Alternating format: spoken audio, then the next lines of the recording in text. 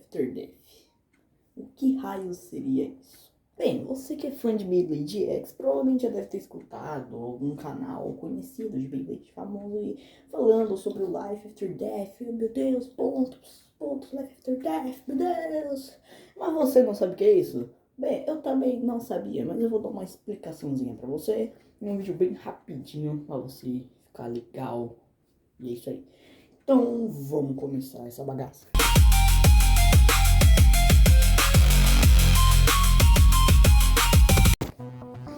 Bem, o que em si é o Life After Death e quando surgiu esse termo, né?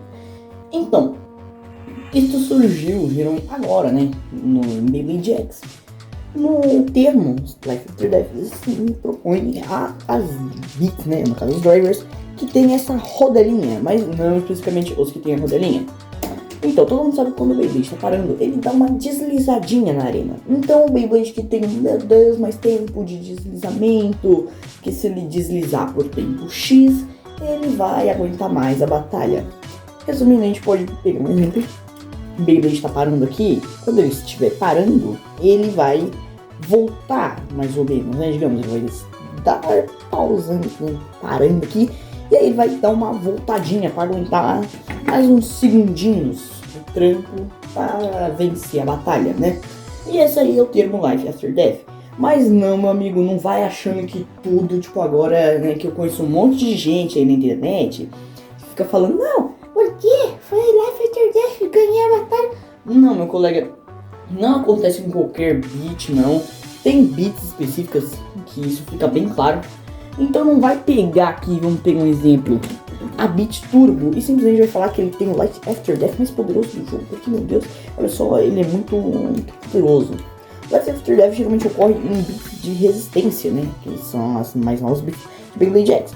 Que elas propõem, né, rodelas em volta, digamos, rodelinhas, rodinhas, ou algumas outras mecânicas bem legais. A beat, você já deve ter ouvido falar, é a beat do Rod Wizard.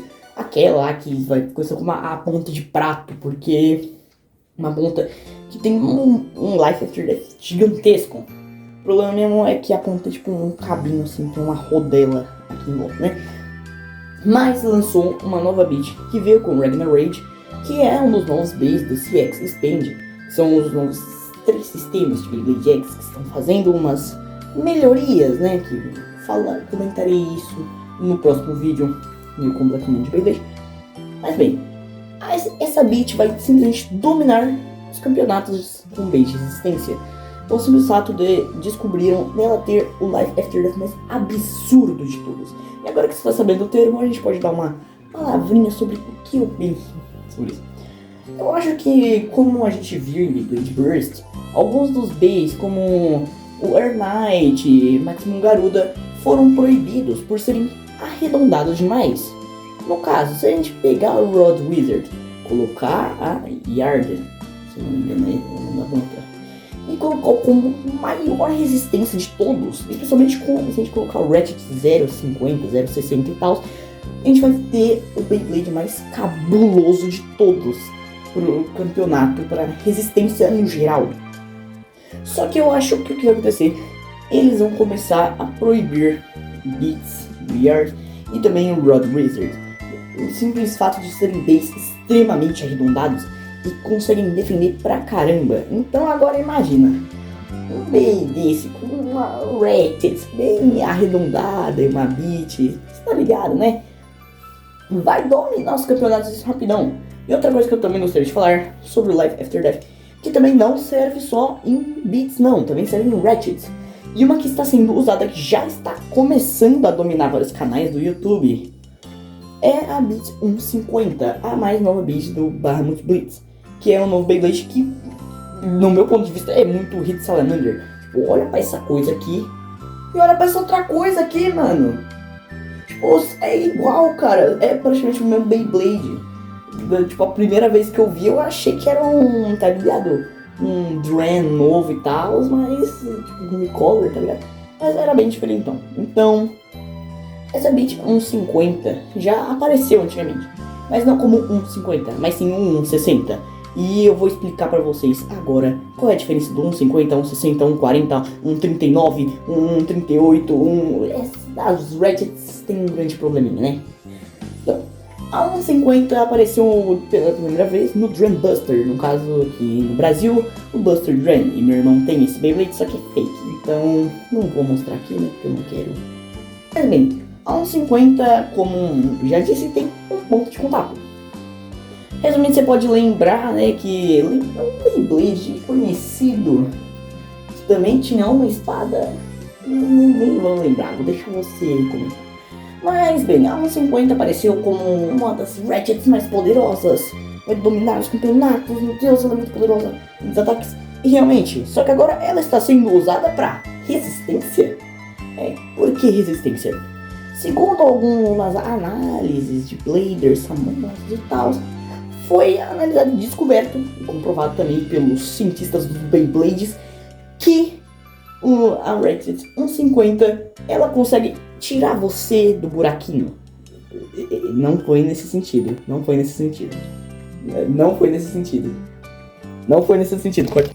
Então, pra você que é jogador da Hasbro e tal, você já deve ter visto que as arenas tem um buraco desse tamanho, que é uma jiboia, e o Beyblade entra lá dentro e não sai mais. E isso é um negócio infernal. Toda vez que eu vou lançar o Beyblade ele cai no buraco, eu fico pistolaço, né? Mas resolver esse problema criando a 1,50. Bem, como ela tem um único ponto de contato, Ratchets com mais simetria, digamos assim, né? Que são mais justinhas, como 4,50, por exemplo, né? Que tem 4 pontos de contato. E sim, eu achei que ficou bem melhor os nomes, tipo 4,50, mas eu prefiro de Beyblade Burst, né? Porque Beyblade Burst é meu queridinho, é meu xodó. Então, como ela tem um ponto de contato só, ele vai ficar fazendo isso aqui, rodando, mas tipo, quicando, assim, quicando e rolando. Então isso, alguma hora, ele vai bater ali e vai voltar para a arena. Agora, imagine um B com a Yard, 1,50 e tipo, agora imagina, né, já fizeram esse combo, se eu não me engano, né? Eu vi um vídeo que já fizeram um combo, que é o Meteor Dragon 1,50 Yard. E simplesmente o bicho é absurdo. E a única fraqueza do bicho é a eclosão dele, porque como a bits dele é muito molenga, e eu vou explicar agora também por conta das bits serem molengas, por que as bits são molengas, né? Tem bits muito duras, Então, como a gente já tá ligado, tem muito jogador safadinho aí na internet, né? Que quer sair como melhor no Beyblade Burst, Beyblade X, falsificando umas peças aí, fazendo traquinagens, mas eles se esqueceram muito, né? Que também temos desvantagens. E existem as bits duras e as bits moles.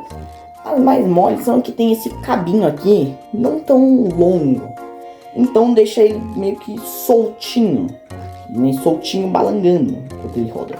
E aí isso é uma desvantagem, porque ele vai eclodir facilmente desse jeito, né? Vai acabar explodindo sobre ele bem facilmente. Então, e as duras são para ter mais resistência, mais controle da eclosão e tal.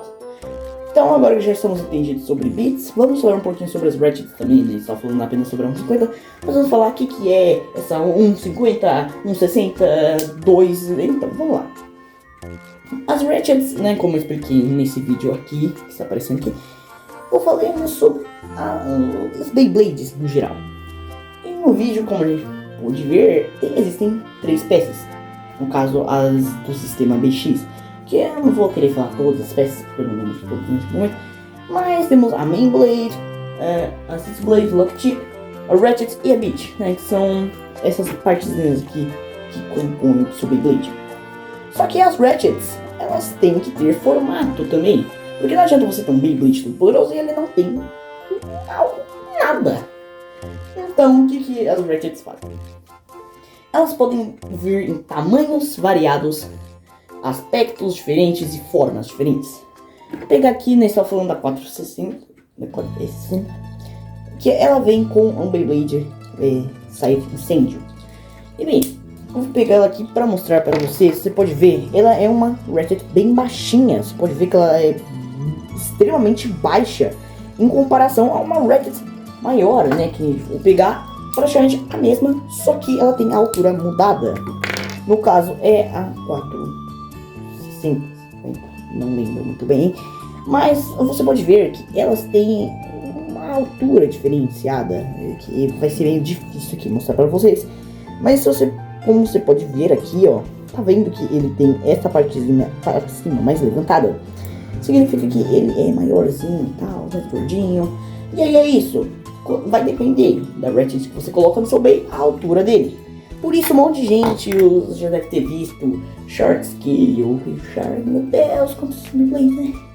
Que é exatamente este bem aqui, com tipo a menor ratchet do mundo e a menor beat. E aí vira o Beyblade de ataque mais cabuloso de todos.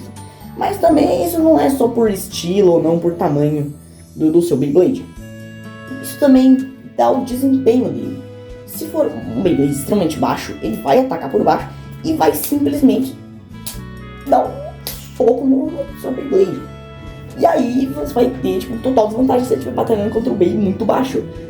Porque as chances do seu Bey eclodir são gigantescas. Agora se você estiver com um Bey maior, né, você provavelmente vai ter a desvantagem, né? Porque primeiramente a eclosão, como eu disse. Só que ele vai ter uma certa vantagem, derruba o seu oponente mais forte, porque ele tem o que nós, Bladers aqui na comunidade Beyblade, chamamos Smash Attacks, que apareceram, né, desde lá dos primórdios de Beyblade, que são bays altos, que praticamente ficam fazendo assim, inclinando, tipo, amassando, pressionando o seu oponente, fazendo ele cada vez mais perder o seu equilíbrio e derrapando na arena, batendo, até ele acabar perdendo energia. Mas o que eu recomendo? Você usar uma ratchet grande ou uma ratchet menor? Bem, as minhas recomendações eu sempre uso ratchets pequenas nos meus combos. Como atualmente eu só vou em um campeonato, e olha que se tiver um próximo campeonato, eu irei no próximo campeonato de Beyblade.